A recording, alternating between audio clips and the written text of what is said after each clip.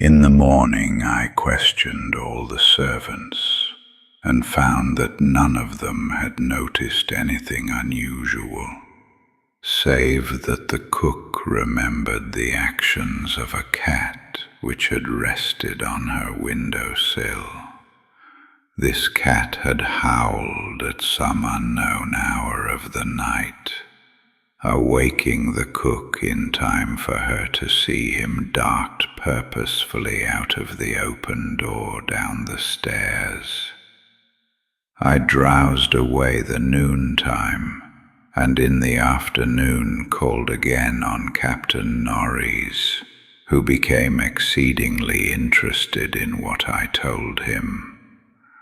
The odd incidents, so slight yet so curious, appealed to his sense of the picturesque and elicited from him a number of reminiscences of local ghostly lore. We were genuinely perplexed at the presence of rats, and Norreys lent me some traps and Paris green, which I had the servants place in strategic localities when I returned. I retired early, being very sleepy, but was harassed by dreams of the most horrible sort. I seemed to be looking down from an immense height upon a twilit grotto, knee-deep with filth, where a white-bearded demon swineherd drove about with his staff. A flock of fungus, flabby beasts, whose appearance filled me with unutterable loathing.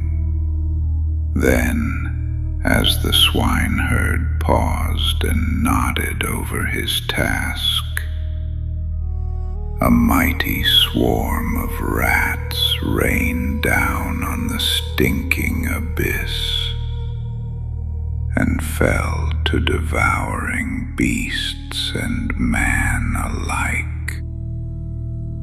From this terrific vision I was abruptly awaked by the motions of Nigger Man, who had been sleeping as usual across my feet.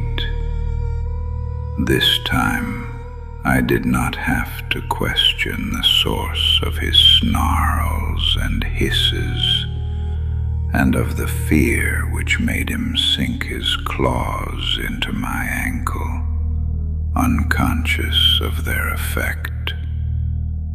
For on every side of the chamber, the walls were alive with nauseous sound, the verminous slithering of ravenous, gigantic rats. There was now no aurora to show the state of the arras, the fallen section of which had been replaced, but I was not too frightened to switch on the light. As the bulbs leapt into radiance, I saw a hideous shaking all over the tapestry, causing the somewhat peculiar designs to execute a singular dance of death.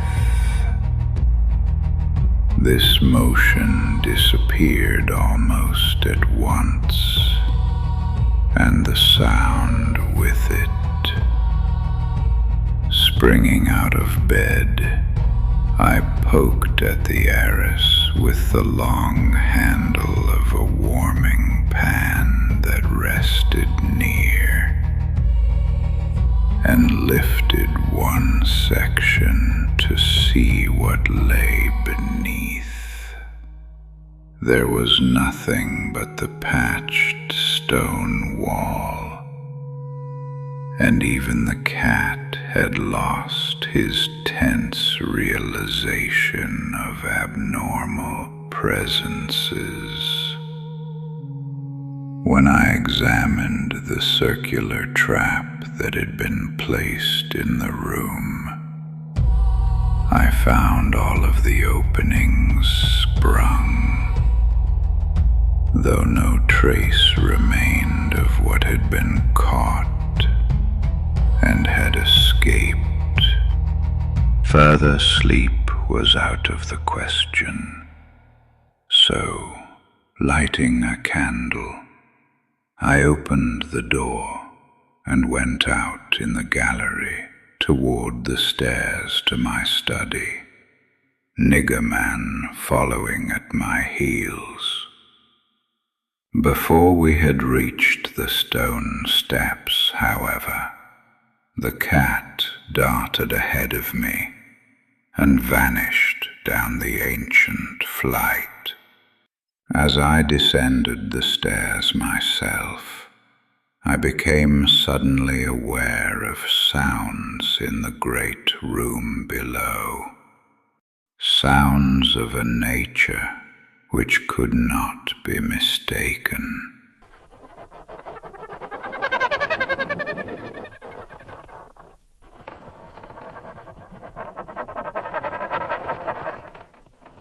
The oak-paneled walls were alive with rats, scampering and milling, whilst Niggerman was racing about with the fury of a baffled hunter.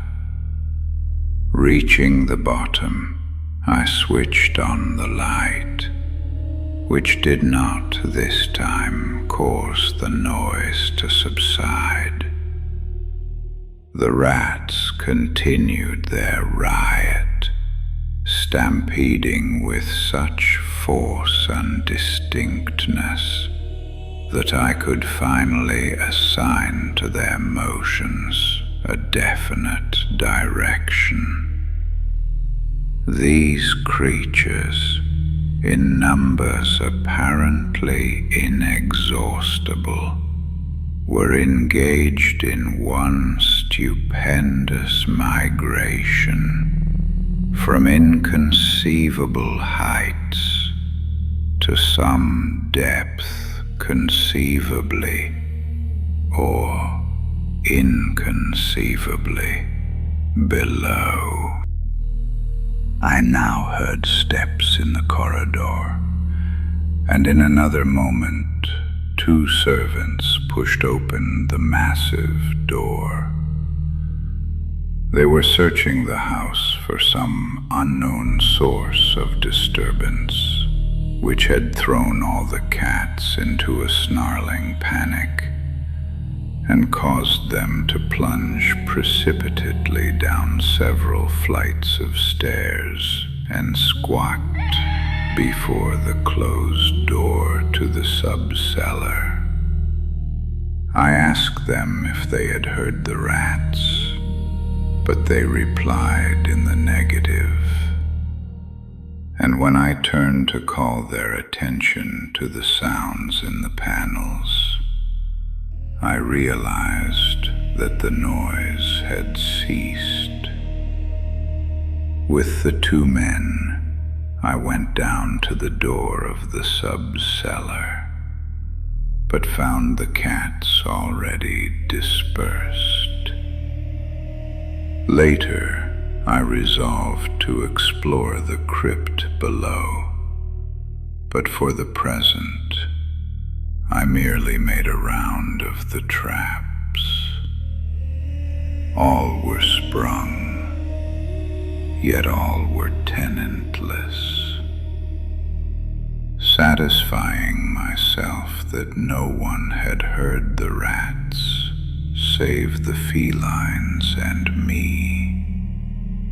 I sat in my study till morning, thinking profoundly and recalling every scrap of legend I had unearthed concerning the building I inhabited. I slept some in the forenoon, leaning back back in the one comfortable library chair which my medieval plan of furnishing could not banish. Later, I telephoned to Captain Norris, who came over and helped me explore the subcellar. Absolutely nothing untoward was found, although we could not repress a thrill at the knowledge that this vault was built by Roman hands. Every low arch and massive pillar was Roman, not the debased Romanesque of the bungling Saxons, but the severe and harmonious classicism of the age of the Caesars. Indeed, the walls abounded with inscriptions familiar to the antiquarians who had repeatedly explored the place. Things like Pagetae propa tempus dona, El Pricus Pontifiatis. The reference to Aetes made me shiver, for I had read Catullus and knew something of the hideous rites of the Eastern god, whose worship was so mixed with that of Cybele.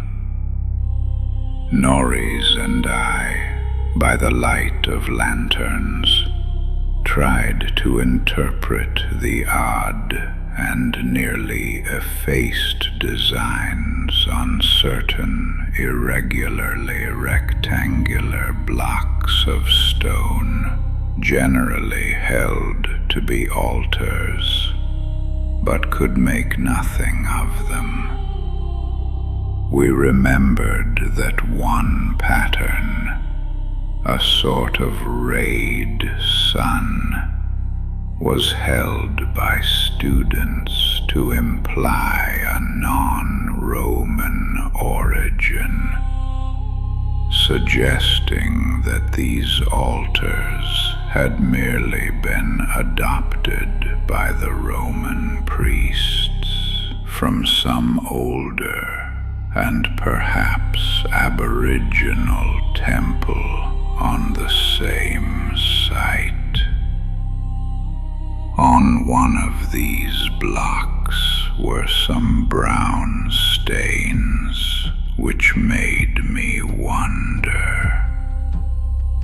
The largest, in the center of the room, had certain features on the upper surface which indicated its connection with fire. Probably burnt offerings. Such were the sights in that crypt before whose door the cats had howled, and where Norris and I now determined to pass the night.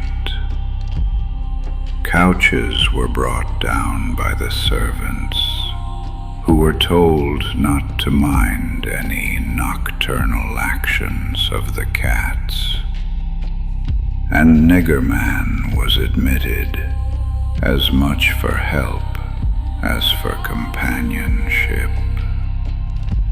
We decided to keep the great oak door, a modern replica with slits for ventilation, tightly closed, and with this attended to, we retired with lanterns still burning to await whatever might occur. The vault was very deep in the foundations of the priory, and undoubtedly far down on the face of the beetling limestone cliff, overlooking the waste valley. That it had been the goal of the scuffling and unexplainable rats, I could not doubt, though why I could not tell. As we lay there expectantly, I found my vigil occasionally mixed with half-formed dreams, from which the uneasy motions of the cat across my feet would rouse me.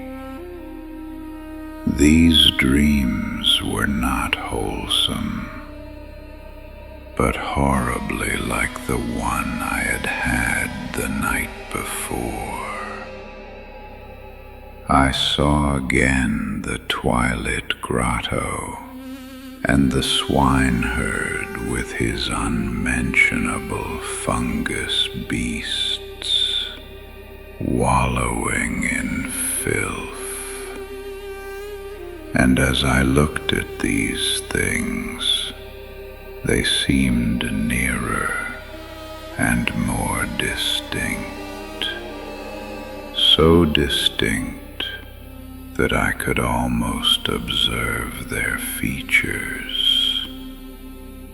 Then I did observe the flabby features of one of them, and awaked with such a scream that Niggerman started up, whilst Captain Norris, who had not slept, laughed considerably. Norris might have laughed more, or perhaps less, had he known what it was that made me scream. But I did not remember myself till later. Ultimate horror often paralyzes memory in a merciful way. Norris waked me when the phenomena began. Out of the same frightful dream, I was called by his gentle shaking and his urging to listen to the cats. Indeed, there was much to listen to, for beyond the closed door at the head of the stone steps was a veritable nightmare of feline yelling and clawing, whilst Niggerman, unmindful of his kindred outside, was running excitedly around the bare stone walls, in which I heard the same babble of scurrying rats that had troubled me the night before.